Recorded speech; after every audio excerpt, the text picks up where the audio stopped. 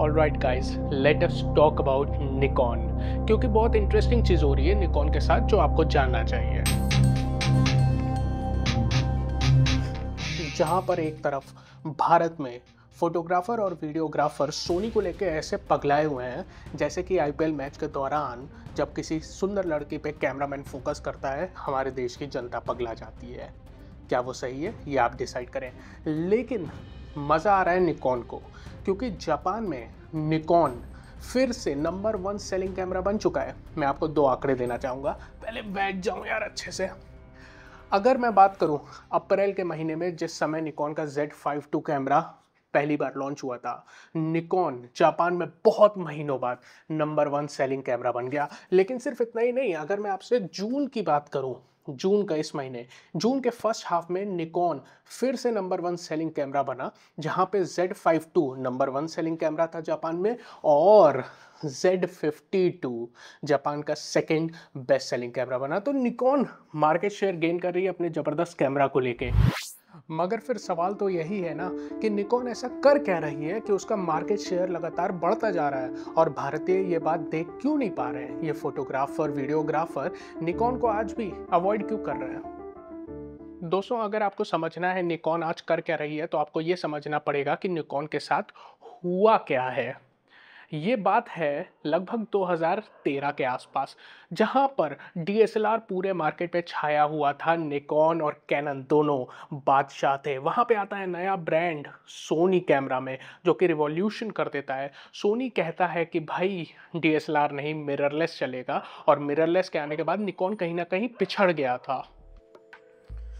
हाँ दोस्तों, एक और बात, कभी भी 40 मिलीमीटर लेंस के साथ व्लॉग करने की कोशिश मत करिए।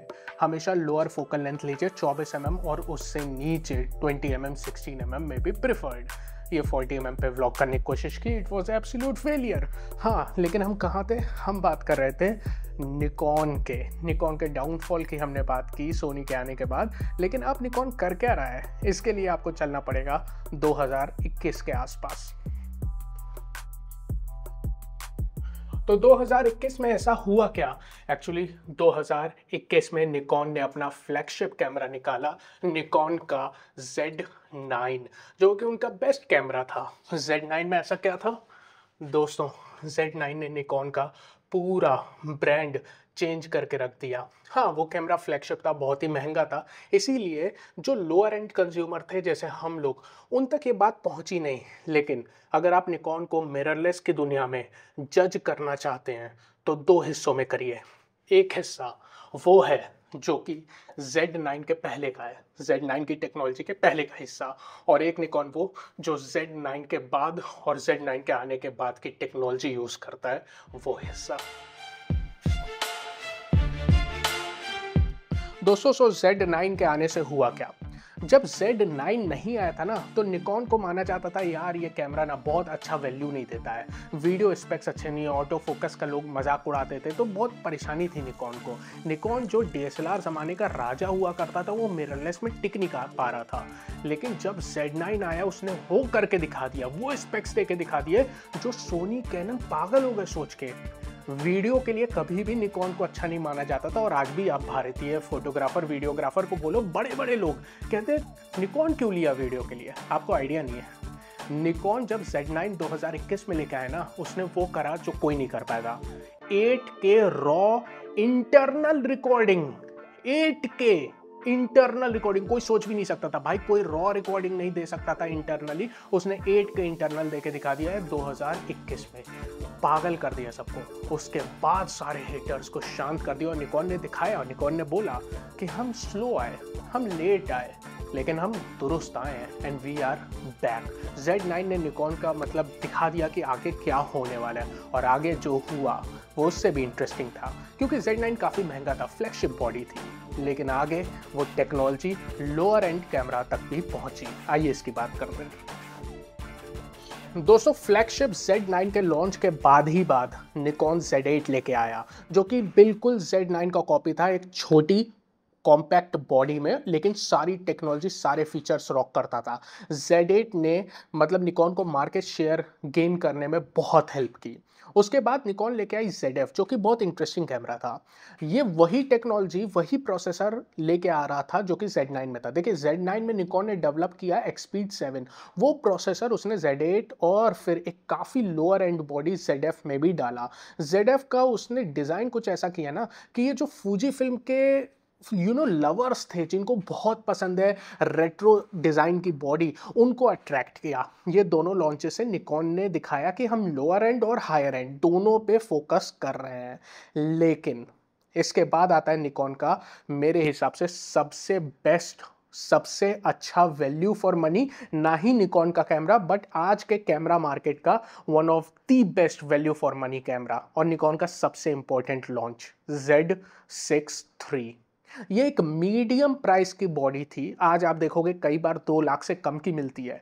इस प्राइस रेंज पे आप निकॉन Z6 III को बीट नहीं कर सकते, कोई बीट नहीं कर सकता। ना कैनन के पास कुछ है वैसा, ना सोनी के पास है। निकॉन ने जब Z6 III लाया और जो स्पेक्स, जो फीचर, जो नया सेंसर डाला, वो वर्ल्ड का पहला पार्शियली स्टैक्ड सेंसर था जो किसी के पास भी नहीं था। वो 6K रॉ इंटरनल रिकॉर्डिंग करके देता है अपने प्राइस पॉइंट पे, जो कोई नहीं कर पा रहा। अब पैनासोनिक आके कर रहा है, पैनासोनिक इज ग्रेट। वो Z6 III ने निकॉन को और मार्केट शेयर गेन करने में हेल्प की है।